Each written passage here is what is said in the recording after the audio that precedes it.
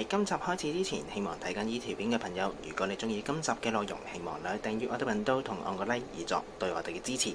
各位好啊，又嚟到長毛簡易教室。咁話明簡易啦，今集梗係做啲簡單嘅嘢啦。咁一見到台面上面好多海鮮啦，又有魷魚，又有草蝦喎。咁今集我哋會整咩呢？今集炸海鮮雙拼。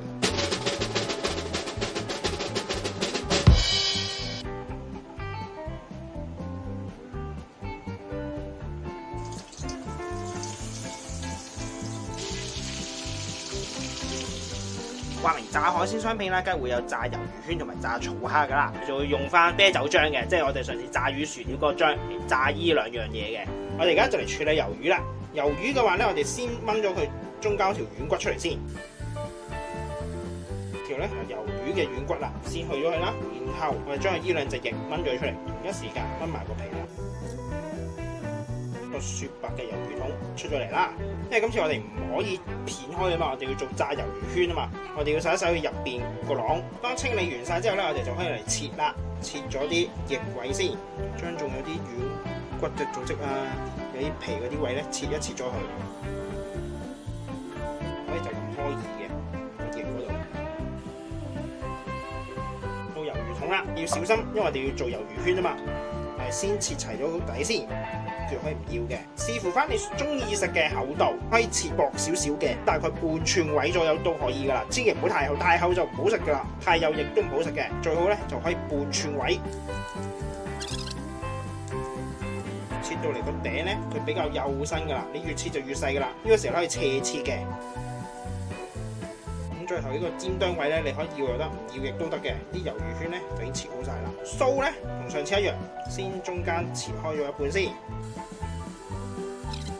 個魷魚切晒啦，你需要先索一索水嘅，因為咧之後我哋會上粉，但係如果你唔索水，表面好濕噶嘛，你劈落啲粉度，佢食得好多嘅，你再擺落炸漿度咧，炸出嚟個效果咧就會好厚粉噶。等佢乾咁啲之後咧，染粉嘅時候就唔會染得太多噶啦，薄薄一浸就可以噶啦。大草蝦我哋就會去殼。去正尾嗰度，我哋會用支針。如果冇針咧，就用牙籤喺尾呢一個位，近住最頂嗰一 part 加急佢，然後挑出嚟。我哋係要挑條腸出嚟啊，因為如果唔挑條腸出嚟咧，你就會連埋啲一齊食噶啦又。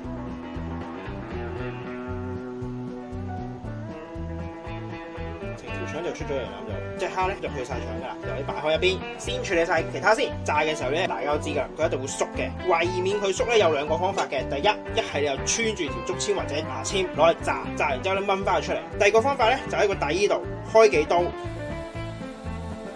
將佢下邊呢一個肌肉切斷佢，就唔會收縮噶啦。就算收縮佢都唔會曲刀嘅，因為最主要係下邊嗰嚿肌肉收縮啦。咁先處理埋其他先。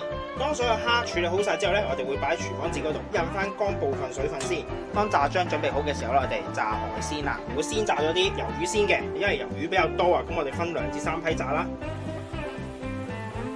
先染晒粉。炸漿呢度咧有樣嘢要留意嘅，因為每一隻麵粉咧佢受水嘅程度唔同啊。每一次用唔同嘅麵粉，用嘅啤酒咧都會有多同少，好難一概而論。可能你用嗰隻麵粉唔等於我嗰隻麵粉，但係你又落同樣嘅份量嘅啤酒嘅時候咧，有可能會稀，有可能會撇噶嘛。點知個程度係點樣樣咧？唯有目測啦。當你啲魷魚染完晒粉之後擺落去，你見佢其實仲有啲浮力，唔係沉晒落去嘅。一個炸漿嘅稀結程度咧就啱啱好噶啦。想薄身啲嘅就會直接沉晒落底噶啦。炸出嚟咧就好薄，就好似天婦羅咁樣樣。如果你想結身啲嘅，你擺落去咧基本上係沉唔到嘅，可能就係棘住咗一半嘅啫。而家佢沉得嚟咧又未沉晒落去嘅喎，沉晒落咧就見唔到噶啦。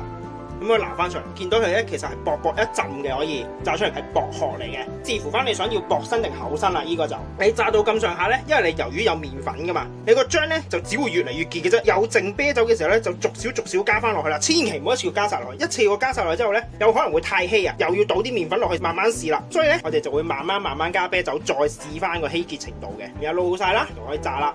炸魷魚嘅話都係180度，直接炸一次得啦，唔需要炸2次嘅。然後慢慢擺佢落去啦。炸魷魚圈同炸魚唔同嘅，唔需要擺落個油都揈噶啦，但係你都要調一調，將多出嚟嘅炸漿滴翻落去個盤嗰度。如果唔係咧，一樣會好厚噶。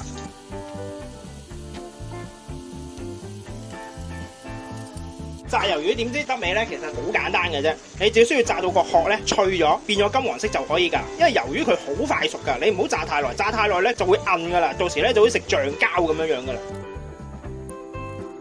最好就時不時咧就反一反轉佢，因為如果唔係咧，你一邊可能會深色啲，一邊淺色啲嘅。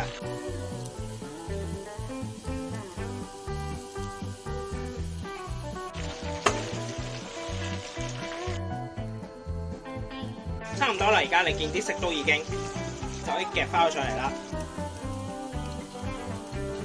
撈一撈翻啲面頭嘅渣，跟住就可以炸第二批啦。炸埋其他先，而家可以炸埋蝦啦。蝦要炸落少少，因為比較厚身啊，你要炸到熟為止啊。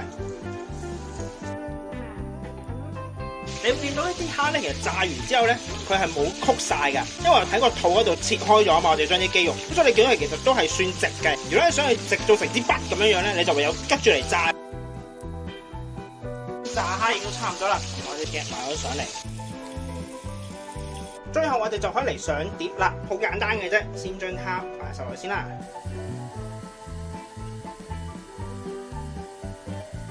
然後攞個板。我哋啲魷魚落去，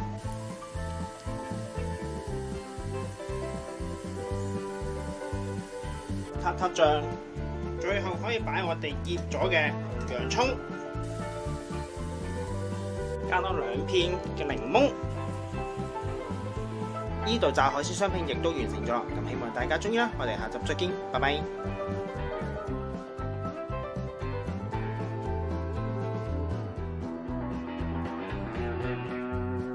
而家我哋嚟試食啦，我先試咗魷魚圈先啦。咁個魷魚就係好彈牙嘅，個殼係好脆。我試下隻蝦，個殼係好薄嘅，隻蝦係啱啱熟嘅，好彈牙嘅。今集亦都差唔多啦，多謝各位收睇，詳細食譜我哋會上載喺 Facebook 節目度，有興趣嘅話可以上去查閱。另外，如果中意我哋頻道嘅話，希望可以訂閱我哋頻道同按個 like 以作對我哋嘅支持。希望大家中意啦，我哋下集再見，拜拜。